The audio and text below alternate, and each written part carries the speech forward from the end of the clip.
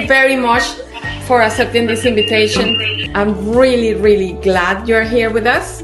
Thank you. And I know you have plenty of knowledge when it comes to title, so I really appreciate everything you can share with us today. I'm gonna put my volume down. Can you please put yours too, just in case? Yes. Okay, perfect. Thank you. So, can you please tell us a little bit about you, about your business in real estate, how you got there? Yes. So I started out in title when I graduated from David Lipscomb University, and I was, just fresh out of college, and I didn't know anything. I just knew I wanted to work for a lawyer. So I just picked up the phone book and I just started calling law offices, and I was like, hey, do you need help? I would love to answer the phones. I really want to work for a lawyer one day. And I ran across this attorney, Jim Vanderpool, who I'm still good friends with today. And Jim said, I really love the way you just picked up the phone and called me.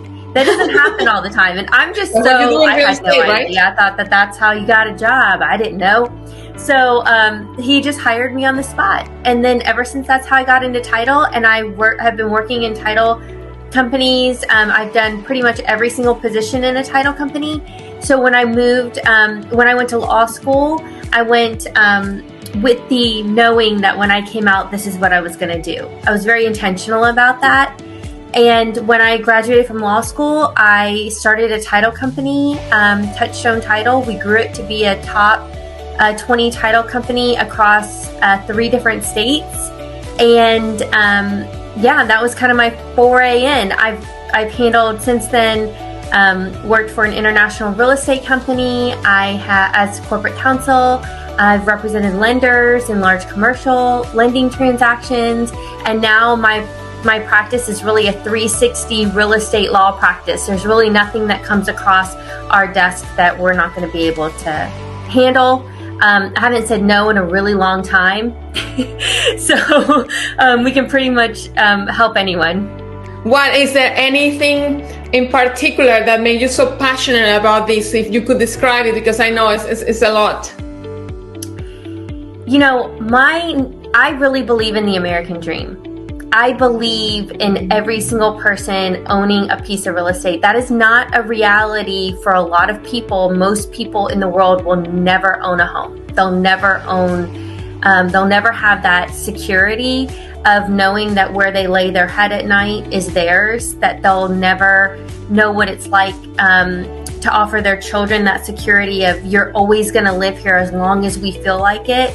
And then the financial nest egg that owning a home provides as well. And I think it comes from, number one, being a military kid and moving around a lot. So I have firsthand experience and knowledge and understanding of what that means to have that kind of stability, because I didn't have it as a kid. And then also my mom's Korean. And so, just knowing, like, coming from a different country, and my mom, I'm a first generation on my mom's side here, and just having that reality of understanding that not everyone in the world operates under the same values and rules as Americans do. For us, it's so normal and natural, and for people coming from other countries, buying a home is a really special, unique process, and I just love helping people through it. I know that. I'm testifying for that. I know your passion. I want to please educate us all about why is that title is important, and who do we do title with is important. Why is that even a thing? Yeah, I think it's really important because, real estate encompasses a wide variety. What I say is look around. There is no aspect of your life that real estate does not touch. Every time you just drive down the street, it is the atmosphere in which we live our lives. It contributes to every moment of every day. So that means that there's commercial, residential, leasing, owning, new construction, existing construction, right? There are so many different categories. It's really important that people across all different price points and in every single category know that the person who is representing them through that transaction, that they can trust, and that values them and values their business. And we operate by a standard set of principles that we apply to everyone equally. no matter how big or how small the transaction. I think that is so important. So now, what is one of the things that you do, and that's why I trust the people I work with and to defend my clients, is to understand who is the owner of what, right? So part of, if I have this Apple here or this microphone, that not necessarily means that I own it. That's right. So having the property and putting it for sale not necessarily mean that you are the owner of that property. So that how that works. I wanna make all of us understand why it's so important that you have a good title company. Yeah, it really is. So the only person who can tell you who owns a piece of real estate is an attorney. It is not like a car. A car is registered with the county. So really the county clerk is telling you who's the owner of that car and what liens are on that vehicle. Real estate is in a totally separate category. It is protected by the First Amendment. It is treated like a different separate category of property aside from personal property. There is real property, and then there's everything else. And because of that, the rules for real property are very, very, very old, and they go all the way back to like old England, like medieval England. And back then there wasn't this structure that we have today. It's kind of like doing searching land records and researching titles, really more like genealogy searching than it is just going and looking up an owner online. We have to search the legal descriptions, the owners themselves. We run what's called a grantor-grantee search, where we are searching title, from today all the way into the past, and then from the past all the way back forwards. It's a really complicated, for most people, boring process. And so we don't recommend, anyone trying to do this on your own. It requires a very special skill set. And so, your title insurance company and your title attorney should be able to assist you with that. Just whoever you see listed as the owner on the tax records, that does not necessarily mean that that is the owner of the real estate. Can you please give us an example of that, which I have seen several times, sadly enough? Yeah, I have a really great example. So let's say husband and wife, they own property together, and they own it as a tenancy by the entirety, which means that both the husband and the wife each own 100% of the title, and they own 100% together. It's like a total 100% joint ownership. It is very, very unique and special type of way to own real estate. And let's say that, and so when one of them dies, then title passes by operation of law, meaning that the title to the property passes at the moment of death. Nothing has to be filed, nothing has to be recorded or registered anywhere. It just happens, and it is. And the way we document that is with a death certificate. So you would not see that like referenced in the tax record or on the last deed. We would have to do our own determination and examination to determine that both parties are alive. And determining that one of them is deceased, we would then say, oh, well, title is vested in her name only because he died, right? So that's a really great example of how that works. Exactly. And what happened in Tennessee when you don't have any trust and you have kids, and then someone or both pass away? Yeah. And what is the situation there? Can you please give us a hand and explain to us what are the possibility situations and the encumbrances, etc.? Yes. So this is very common for people who own real estate and they're coming from another country, because like I said, there's different values, different strokes for different folks around the world. No judgment. I love the variety of all the different kinds of people on the planet. But they come from other countries, they come here, and they do not believe that the wife should own real estate. They only want it in the husband's name. This is common, okay? And so they come here, the husband buys the property in his name only. This is a real situation that happened to my clients. I was not the title attorney that handled the original purchase, but I ended up trying to help them, and I did help them through the sale. But the husband passed away, unfortunately. And because Tennessee has what's called a spousal share, but the title to the real estate passes according to the intestacy statutes, they had 3 children. And those 3 children were each a 25% owner of that house. And the mom, the wife, was a 25% owner. See, that's a huge misconception. People think that title just passes to your wife automatically. It does not unless you specifically say that survivorship is included in the vesting. And that's not always the case. Most title companies do not have attorneys at the helm, so they are not able to really... I use only with attorneys at home, okay? Because of my clients, I have to protect them. Yeah, Selva, it's so important that you close with an attorney, and for this reason, because the last title company was not an attorney, they just wrote the deed up the way that she suggested. So then the extra problem is that one of the children was a minor. So now it's not even just a matter of one of the the 3 daughters quit claiming it to the mom, but now you have to set up a conservator or a guardianship, a conservatorship to try to go to court to get someone to represent the child. I guess, right? It's a whole can of worms. And we are assuming that those kids are those mom and dad kids. But what happened when there is a previous or after marriage where there is other kids in the story? Yeah, I've got one now where the husband and wife got married. The children are not hers, but they're his from a previous marriage. And so when he died, there was not survivorship listed in the vesting. So the house goes to the children and to the wife with a spousal share. And the children are not cooperating because there's 5 of them and they do not like her. They don't care for her and they're not cooperating to help her. So we're trying to file a title claim and to see what we can do to assist this poor woman. But really, at the end of the day, it's probably going to come down to partition, meaning that we're going to have to pay these 5 children for their, 1/5 of a 1/2 share. So if you had that sale, right? If I said, okay, here Kim, I have these clients, let's close. What would you have done in order to prevent all this long story of nightmares for this family? Yes. Well, we do this actually at my firm. We have a very extremely strict policy about this. And everybody who works for me, they know why, and they know exactly how they have to handle it. We have very extensive conversations with people about vesting. We go through and they sign off to say, yes, we understand. They're disclosed everything, that they understand exactly what the difference is between tenancy in common and tenancy in common with rights to survivorship, what the ramifications of those decisions are.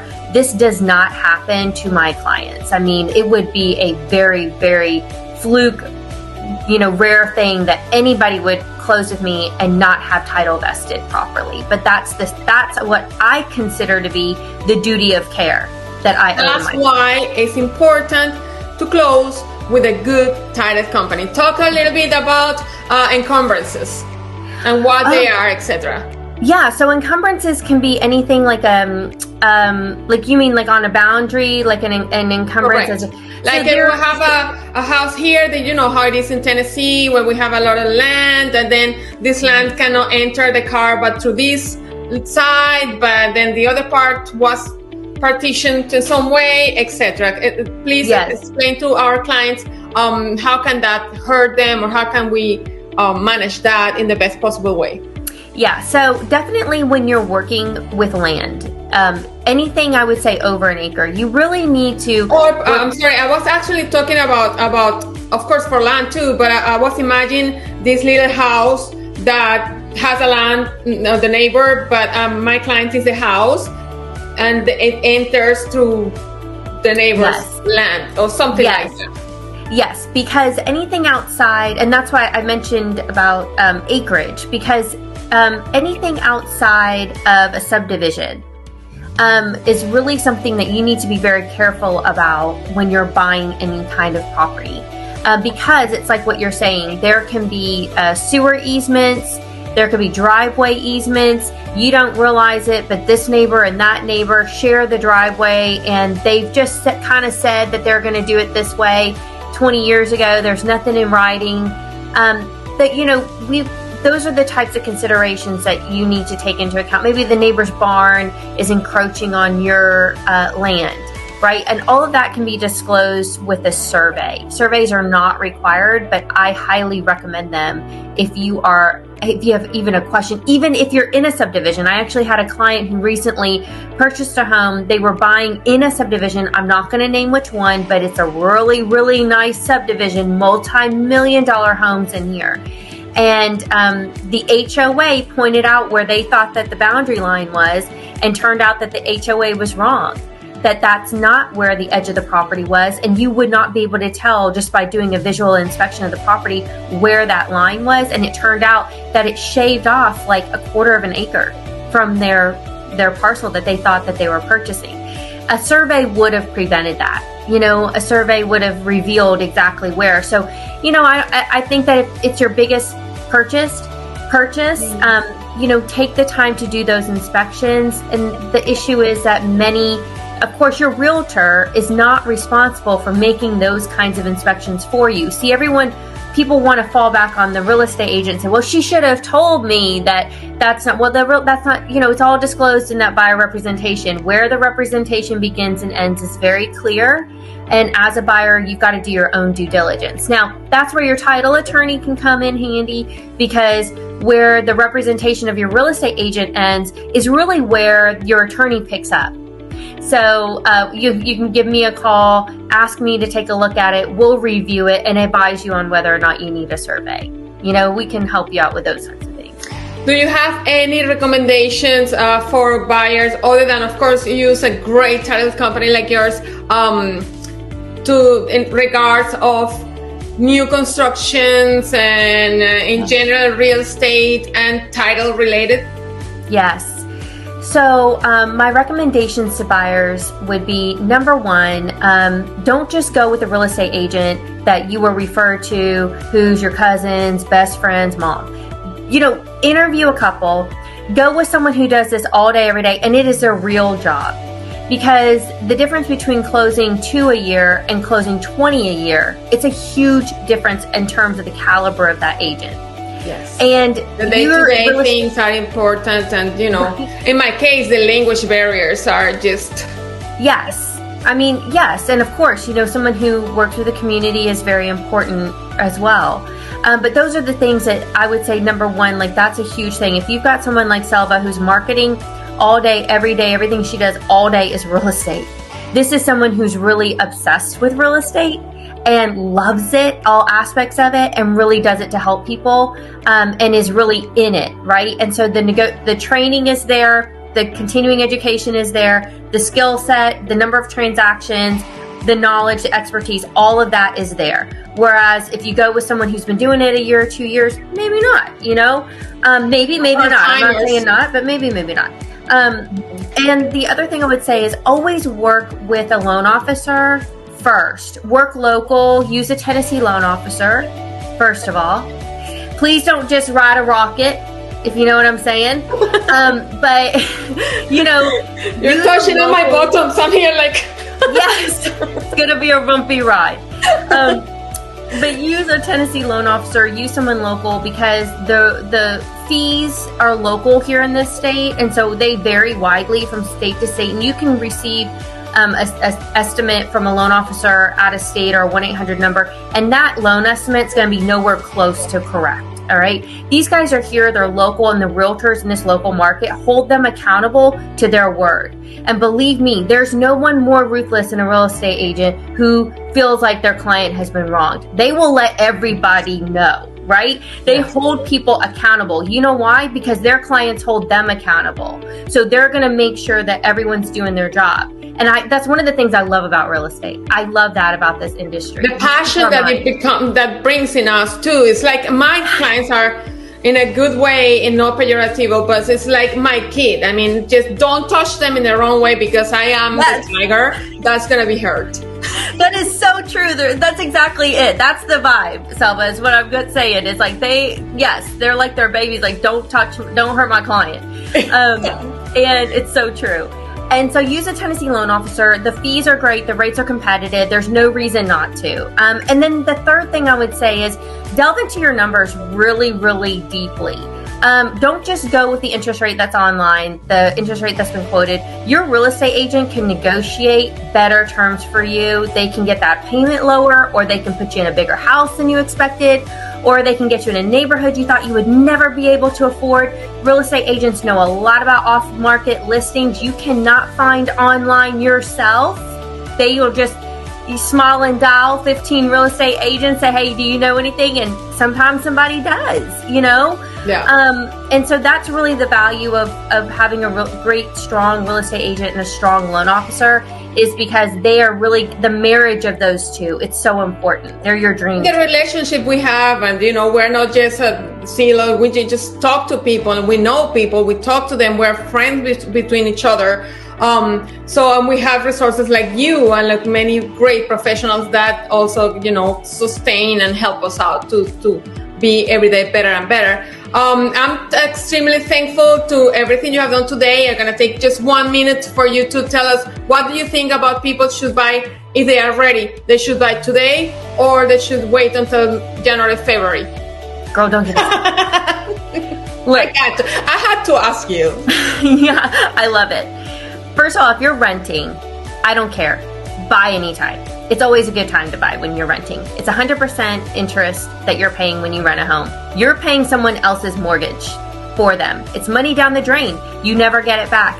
You have to pay the money every single month, regardless of whether you own the house or you're renting. So you might as well just own it and pay yourself. When you first buy a house, the first few years, it's almost all interest that you're paying. That is tax deductible. Okay, it comes off your income taxes. It's not like it's money that gets burned up. There are a lot of other benefits to owning a home aside from just, you know, you don't get with renting, right? Aside from the security and the stability and the, you know, having a place to lay your head at night and you owning it. Aside from that, financially, there are some amazing benefits to it. But like I said, so I kind of talked about this earlier today in a video that I posted, which was that, you know, you can have someone who thinks that all they can afford is $330,000 for a house. That's all my payment's going to allow me to afford. But working with the right real estate agent and loan officer and using the seller incentives and buying down the rate with discount points, it's a 30-year fixed rate. We're not talking about like a 2-1 buy down, but an actual discounting the loan. You could afford go from $330,000 to $450,000. True story, actually happens. Lenders are out there offering rates, or builders in the have leverage. You have negotiation leverage today. Yeah. And they predict, so the National Association of Realtors and the National Mortgage Bankers Association, both organizations, their economic advisors and chief economists both say that 2025 is going to be the biggest real estate market this country has ever seen. Yep. Because rates will come down enough that it's going to push all the buyers that are on the fence right now. And there are a lot of people who need to move, they're choosing not to move.